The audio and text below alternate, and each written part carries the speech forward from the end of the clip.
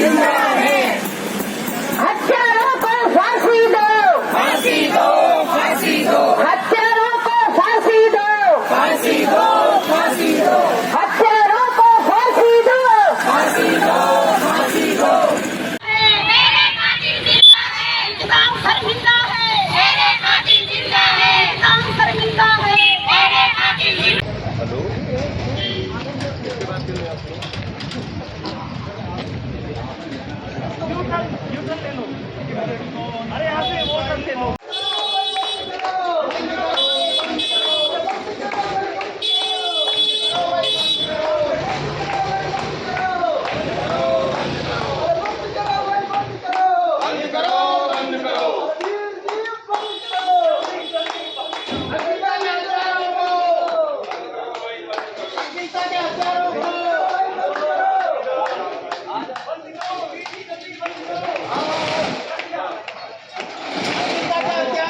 पता नहीं कहाँ को जाएगी यार।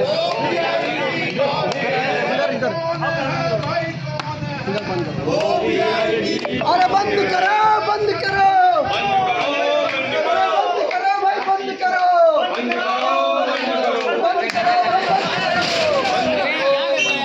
भाई, बंद करो, बंद करो भाई, बंद करो।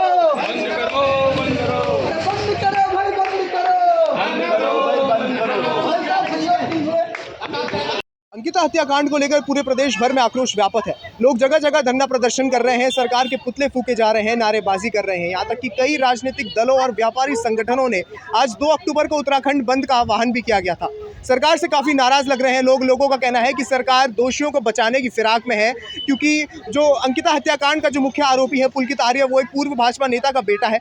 इसलिए लोग जो सरकार है, भाजपा सरकार, दोषियों को बचाने की कोशिश कर रही है।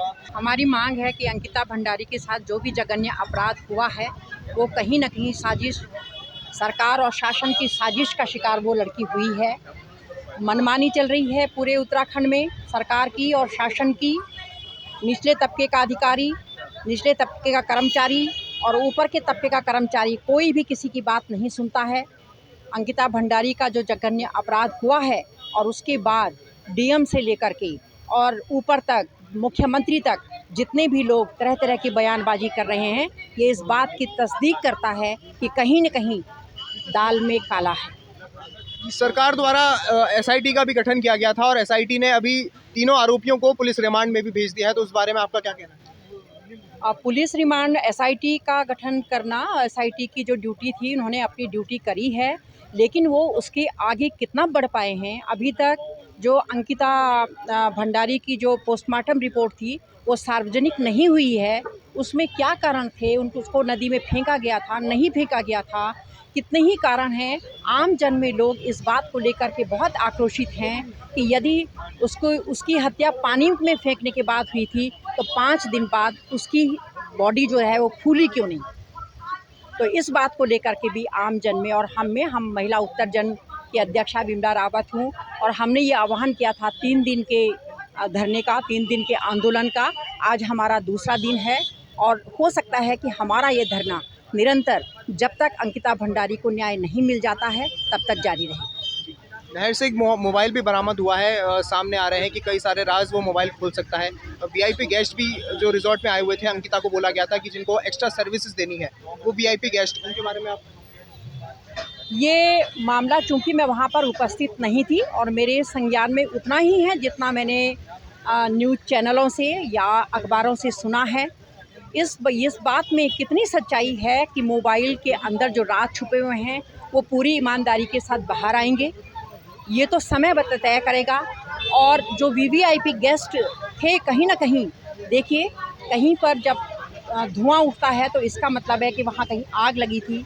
तो अगर ये बात उठी है कि वहाँ पर वीवीआईपी को एक्स्ट्रा सर्विस देने के लिए भंडारी को कंपेल किया जा रहा था, उसको ज़बरदस्ती की जा रही थी उसके साथ में, तो ये बात भी एसआईटी को ये सोचना चाहिए, एसआईटी के ज़मीर को ये सोचना चाहिए कि एक लड़की जो बहुत छोटी लड़की थी, जिसने अभी जो है वो बालिग होने का एक सर्टिफिकेट प्राप्त किया था, तो उसकी हत्या क्या रंग इस प्रदेश में खिलाएगी, एसआईटी को ये भी सोचना चाहिए। देखिए, ये एक संवेदनशील विषय है और अंकिता के हत्याकांड के बहाने हम ये समझ सकते हैं कि ये राज्य किन खतरों की ओर बढ़ रहा है।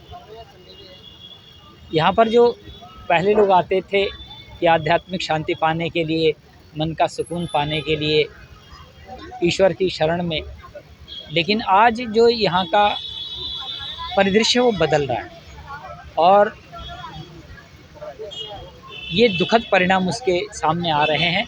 और जो लोग आ रहे हैं यहाँ पर वो आध्यात्म की भावना से कम आ रहे हैं और मौज मस्ती की भावना से आ रहे हैं। इसीलिए जो सत्ता का वर्ग है, जो हमेशा सत्ता में रहता है, वो संसाधनों की बंदर बांट और लूट खसोट में लग जाता है, चाहे वो इस राज्य के अपने निवासी क्यों ना हो।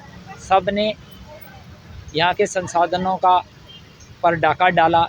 जैसे कि आप देख रहे हैं कि नौकरियों पर डाका डाल रहे हैं, अपने अपनों को रेवड़ियाँ बांट रहे हैं और रिसोर्ट्स खोल रहे हैं और उसका दुरुपयोग कर रहे हैं अपनी सुख भोग के लिए।